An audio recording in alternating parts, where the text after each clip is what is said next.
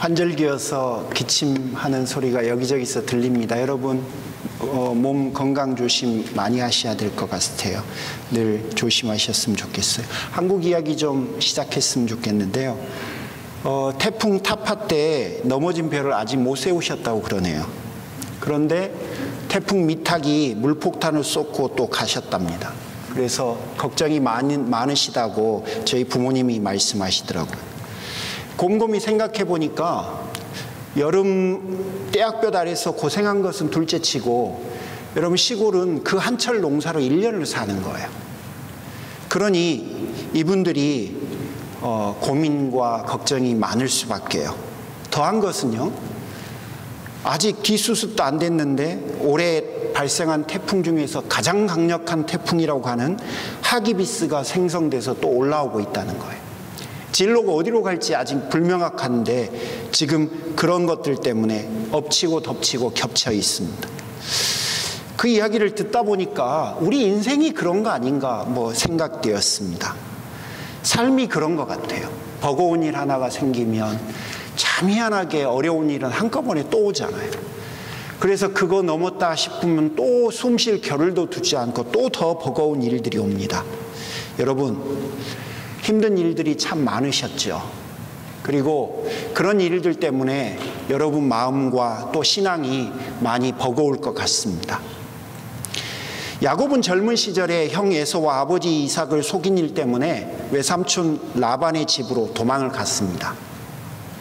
그 길을 갈 때 바로 베델에서 하나님을 만났습니다. 그 길에서, 도망하는 그 길에서 하나님을 만난 겁니다. 그리고 그 자리에서 그는 하나님 앞에 서원 기도를 합니다. 여러분 한번 들어보시죠. 창세기 28장 20절부터 22절입니다.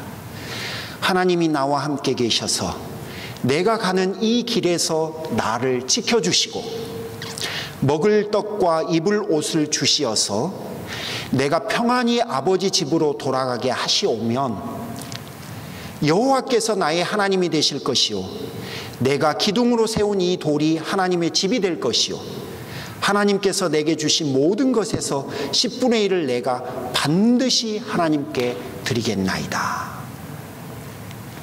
여러분, 우리는 이 뒷부분을 매우 많이 강조하고 관심을 갖습니다. 하지만 여러분, 야곱이 앞에 세 가지 전제 조건을 이야기했다는 것을 떠올리시면 좋겠어요. 첫 번째 조건이 뭐였냐면 나를 지켜주십시오 라는 거였습니다.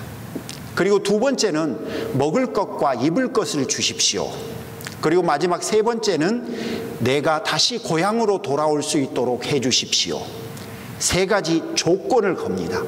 그리고 그 조건을 이루어 주신다면 제가 세 가지를 하겠습니다. 첫 번째, 하나님이 내 하나님이 되실 겁니다. 두 번째, 오늘 밤 제가 베고 잔 이 돌이 여호와의 성전이 될 겁니다. 마지막 세 번째, 제가 반드시 영원토록 하나님 앞에 11조를 드리겠습니다. 자, 그러면 야곱이 약속했던 그 세 가지가 유효하고 그에게 그 세 가지 약속을 지키라고 하려면 하나님 앞에 전제 조건으로 달았던 그 세 가지를 하나님이 지켜주셨어야 합니다. 자, 어땠을까요?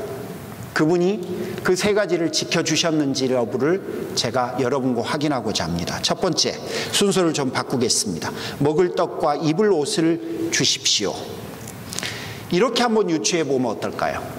야곱은 호를 단신으로 삼촌 라반의 집을 갔습니다. 그때는 아무도 없었고 혼자였고 먹을 것도 없었습니다. 입을 옷도 단 한 벌이었습니다. 그런데 그가 집으로 돌아올 때는 무엇을 가졌었나요? 유추해 보죠. 이렇게 유추합니다. 그가 얼만큼 가지고 있었는지를 모르니까 그가 형 에서에게 준 선물의 양을 통해서 제가 여러분에게 한번 유추를 하고자 합니다. 혼자였는데 돌아올 때 그는 처와 첩이 4명이었습니다. 자식이 11명이었습니다. 그리고 32장의 형 에서의 환심을 사기 위한 예물이 이렇습니다. 암염소 200마리, 순염소 20마리, 암양 200마리, 순양 20마리, 젖 나는 낙타 30과 새끼, 암소 40마리, 황소 10마리, 암나귀 20마리, 그리고 그 새끼 10마리. 이거를 야곱이 형 에서에게 예물로 보냈습니다. 그러면 야곱은 그보다 많죠? 당연히 많겠죠. 여러분, 제가 설교 준비를 하면서 느낀 게 뭐냐면 에서가 받은 선물이 제가 가지고 있는 전 재산의 몇 배는 되더라고요. 그러면 이거는 엄청난 거 아닐까요? 하나님이 그에게 약속을 지켜주신 거예요. 먹을 것과 입을 옷을 주셨을 뿐만 아니라 수많은 것을 가져오게도 하셨습니다. 두 번째, 하나님, 제 집으로 돌아가게 해주십시오. 그 약속도 지켜주십시오. 여러분, 우리가 잘 아는 대로 야곱은 집으로 돌아왔습니다. 아주 편안하게 돌아왔습니다. 그런데 집으로 돌아오기 전에 야복 강가에서 하나님께서 야곱과 한 가지 하셨던 게 있습니다. 뭡니까? 이름을 바꿔준 거예요. 여러분, 그 이름을 바꿔준 거는 저는 두 가지의 의미가 있다고 봅니다. 첫 번째는 그가 원래 가지고 있었던 야곱이라고 하는 이름은 사기꾼, 속이는 자, 그런 뜻입니다. 하지만 이스라엘은 무슨 의미인지 여러분 우리가 잘 압니다. 하나님과 겨루어 이긴 자다. 여러분, 그 이름이 가지고 있는 영광스러움은 둘째치고 그 이름을 바꿔주시는 것의 첫 번째 의미는 과거의 야곱이 살았던 수치스러운 삶을 고향 땅으로 가기 전에 그 수치를 씻어주는 거예요. 그의 과거의 그 어두운 면들을 지금 하나님이 해결해 주는 겁니다. 그리고 고향에 가서는 이제 이스라엘로 하나님과 겨루어 이긴 자로서의 삶을 살라고 그의 이름을 바꿔준 거예요. 자, 그러면 야곱이 내 고향집에 가게 해주세요라고 했던 그 단순한 요청을 뛰어넘어서 그에게 새로운 인생까지 부여하고 있는 게 바로 이름을 바꿔주는 사건이에요. 깊지요. 훨씬 깊고 깊지요. 마지막 세 번째, 하나님, 저를 지켜주십시오. 삼촌 라반의 집에서 하나님은 지켜주셨고요. 마지막 고비였던 그 형 분노해서 죽이겠다고 쫓아오는 그 형 에서의 마음까지도 녹여서 하나님이 야곱을 지켜주셨습니다. 자, 그러면 야곱이 창세기 28장에서 자기의 서원 기도를 드리기 전에 전제로 걸었던 세 가지 전제 조건은 하나님이 차고 넘치게 사실은 그의 인생 가운데 부어주셨어요. 자, 그러면 우리는 기대할 거예요. 야곱, it's your turn. 이제 너 차례야. 그러면 야곱은 자신이 했던 세 가지를 지키겠죠. 당신이 내 하나님이 되실 겁니다. 제가 오늘 밤 베고 잤던 이 베개가, 돌베개가 여호와의 성전이 될 겁니다. 하나님, 제가 평생토록 하나님 앞에 10분의 1을 드리겠습니다. 어땠을까요? 지켰습니까? 안 지켰으니까 이렇게 묻는 거 아닐까요? 오늘 본문에 의하면 기록은 안 되어 있지만 10년 동안 야곱은 고향으로 돌아온 이후에 10년 지나서 오늘 35장의 이야기가 시작되는 거거든요. 근데 그 10년 동안 야곱은 하나님을 모른 채 하며 살았습니다. 우리 같으면 상식적으로 날마다 감사하면서 그 은혜를 찬양하면서 그러고 살 것 같아요.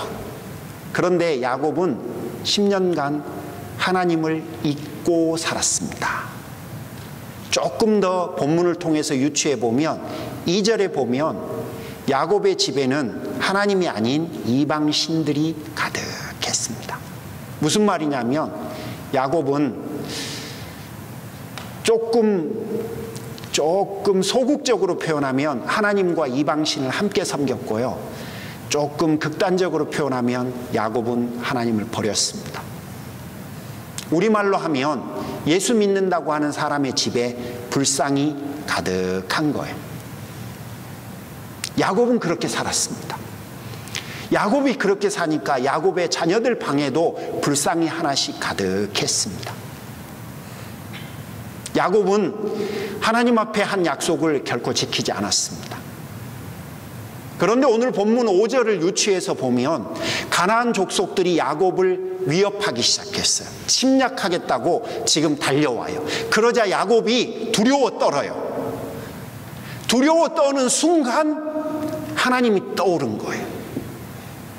그때 하나님이 창세기 35장에 임재하셔서 오늘 말씀을 허락하셨어요. 야곱아, 야곱아. 여러분, 저는요, 이런 이야기를 보고 또 읽을 때마다 마음속에 무슨 생각이 드냐면, 솔직히 말씀드리면 저 같으면 야곱 쳐다도 안 봐요. 저 같으면 야곱 같은 사람은 쳐다도 안 봐요. 사람이라고 상종도 안 해요. 여러분도 아마 그러실 거예요. 그런데 하나님은 역시 하나님이에요. 그 긴 시간 동안 삼촌 라반의 집에서 은혜를 베푸시고, 그리고 그 고향으로 가기 전에 그의 과거의 수치마저도 씻어버리셔서 새로운 삶을 살라고 그에게 축복해서 보냈는데, 그는 10년 동안 하나님을 잊어버렸고, 잊어버린 것뿐만 아니라 여호와를 모른 채 살았어요. 여호와를 하나님으로 인정하기는커녕 다른 신들을 섬기며 살았어요. 그런데 자기가 위기에 처했다고 하나님의 이름을 생각했는지 불렀는지는 모르겠어요. 성경이 침묵해요. 하지만 저는 위기에 처해 있자 아마 하나님을 떠올렸을지도 모른다는 생각이 좀 들기는 해요. 기록은 안 돼 있습니다. 그러자 하나님이 그에게 다시 찾아가신 거예요. 정말 하나님이 속이 좋지 않습니까? 이런 거 보면 정말 하나님은 하나님 맞아요. 그리고 오늘 본문은 창세기 28장 그 이후에 하셨던 모든 말씀들, 그 전에 야곱에게 하셨던 약속들과 그 말씀들을 다시 되새겨 주는 거예요. 처음 하는 이야기가 아니라 과거에 했던 그 이야기를 다시 재언급하면서 뭐라고 하냐면, 야곱아, 다시 베들로 올라와라. 너하고 나하고 만났던 그 처음의 그 장소, 내가 너를 처음 만나 주었던 그 장소로 다시 올라와라. 내가 거기서 너를 기다리고 있을 테니 너는 그곳에 와서 나를 만나라. 여러분, 우리가 아는 바대로 야곱은 그곳에 가서 다시 하나님을 만나고, 그곳에서 만난 하나님을 베델에서 만난 하나님이라고 하고 그 이름을 엘베델이라 그렇게 또 칭합니다. 여러분, 제가 여러분과 오늘 하고 싶은 이야기의 흐름과 핵심은 이거예요. 아주 간단해요.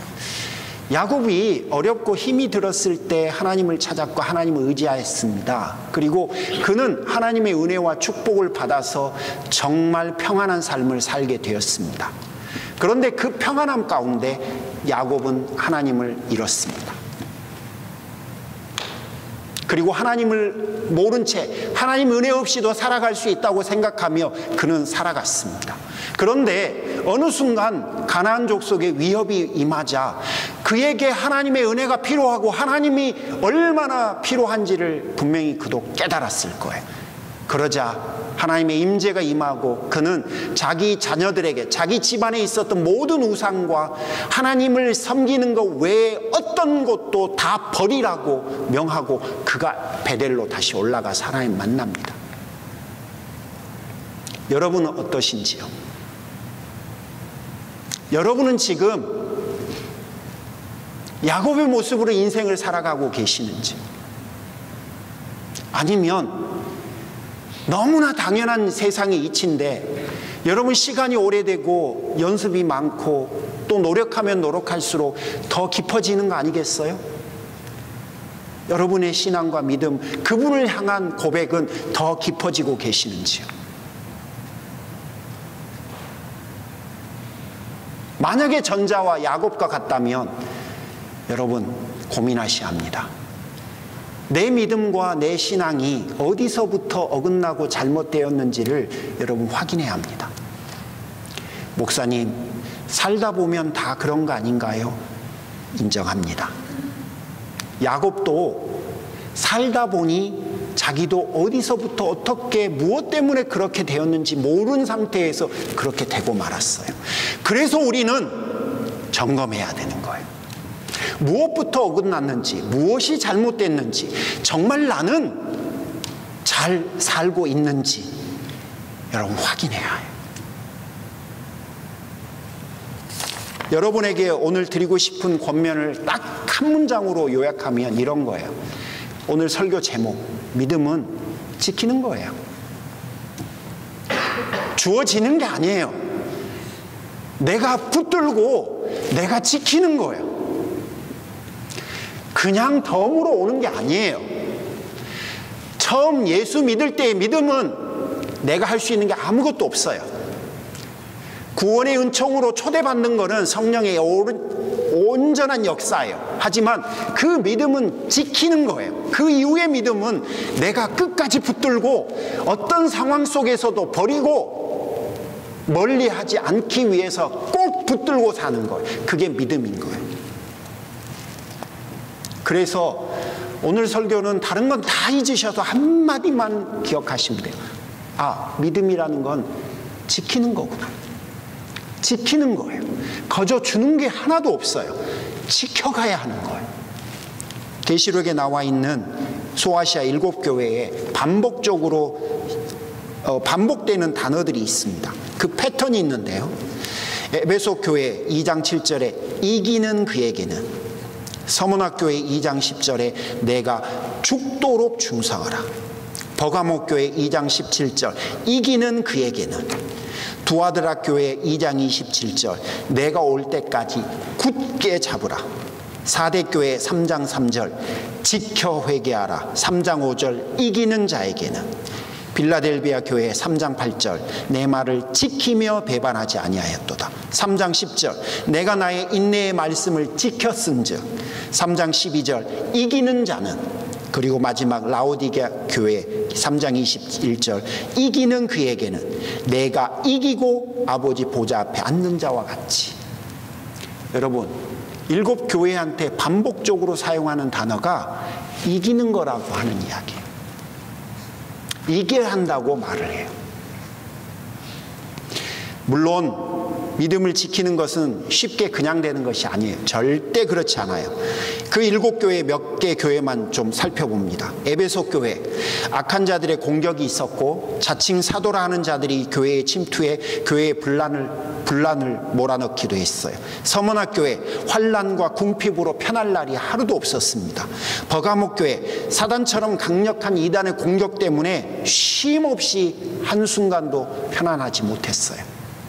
다른 교회들도 마찬가지예요. 여러분, 어느 것도 그냥 주어지는 거 하나도 없어요. 그럼에도 그 가운데에서도 지키는 거예요. 그게 바로 믿음인 거예요. 편안해서 유지하는 게 아니고요, 평안해서 계속 가는 게 아니라요, 그런 수많은 어려움과 아픔과 고통 속에서도 지켜내는 거예요. 내가 끝까지 붙들어내는 거예요. 그게 믿음인 거예요.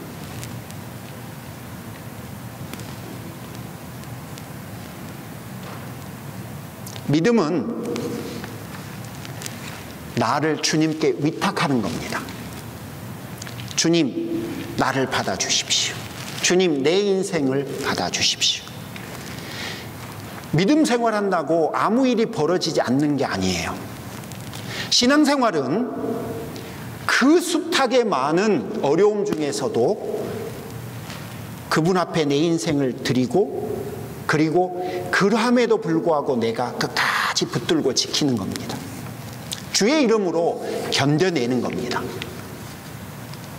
아브라함이 75세에 하나님 앞에 약속을 받았어요. 너에게 아들을 주리라. 그리고 너에게 가나안 땅을 줄 거다. 근데 기다려도 안 와요. 하나님이 아들을 몇 살에 주셨어요? 100살에 주셨어요. 가나안 땅은 몇 살 때 주셨어요? 137살이 되었을 때 주셨어요. 사실은 가나안 땅을 준 게 아니라 자기 아내 사라를 이렇게 매장할 매장지가 없었는데 아브라함이 그 매장지를 헷 족속에게서 샀습니다. 그런데 그 동굴이 가나안에 있었던 동굴입니다. 그러니까 그 동굴이 사실은 아브라함이 가나안 땅을 하나님께서 주시겠다고 한 것의 씨앗이 된 거예요. 이삭이 후손의 씨앗이 되었듯이 그 막벨라 동굴이 사실은 그 약속의 씨앗이 된 거예요. 그런데 75세에 하셨던 약속을 100세에 이루셨고 나머지 하나는 자기 아내가 죽었던 137세에 이루셨어요. 그러면 야곱은 그 시간 동안 어땠을까요? 참 많은 일들이 있었죠. 아브라함에게 그 25년 혹은 50년이 넘는 시간 동안 참 많은 일들이 있었어요. 그리고 솔직히 아브라함이 혼란스럽기도 했고 또 그 약속을 신뢰하지 못한 시간도 있었어요. 하지만 그렇게 지켜가는 겁니다. 믿음은 그렇게 지키는 거예요. 자, 다 잊어버리세요. 다 잊어버리셔도 돼요. 한 가지만 기억해 주세요. 야곱은 아니고 믿음은 지키는 거예요. 어떤 상황 속에서도 내가 지켜가는 거예요. 그걸 지켜가는 게 바로 믿음인 거예요. 믿음은 보장된 게 아니에요. 거저 주어지는 게 아닙니다. 지켜가는 거예요. 여러분, 하나님의 은혜가 여러분 곁에 여전히 있습니다. 여러분 곁에 여전히 있어요. 이제 모든 방해에도 불구하고 여러분이 그 은혜를 의지하면서 여러분의 믿음을 지키셨으면 좋겠습니다. 사랑하는 성도 여러분, 제가 사족을 조금만 더 덧붙이면요, 이런저런 계산을 다 하고 열정을 회복하고 믿음을 지킬 수는 없어요. 계산으로 계산이 안 되는 게 우리가 받은 은혜예요. 팥죽 한 그릇을 포기해야 장자의 복을 받게 되는 게 믿음이에요. 광야에서 별을 보며 찬 이슬을 맞으며 하룻밤을 자야 하나님을 만나는 축복을 누리는 게 믿음이에요. 만약에 우리가 계산으로 믿음 생활을 한다면 우리는 계산으로 계산되어지지 않는 믿음의 복을 받아 누릴 수가 없을 겁니다. 자, 이번 한 주간 숱하게 많은 어려움들이 또 우리를 기다릴 겁니다. 아무 일이 없어서 믿음이 지켜지는 게 아니라 그럼에도 불구하고 믿음은 지켜가는 거예요. 보호해 가는 거예요. 그리고 고백을 통해서 완성되어져 가는 게 바로 믿음입니다. 하나님의 은혜가 여러분을 지킬 겁니다. 이번 한 주간 동안도 여러분 믿음을 지켜보시기를 주님의 이름으로 축복합니다. 기도하겠습니다. 하나님, 사랑하는 성도들을 주께서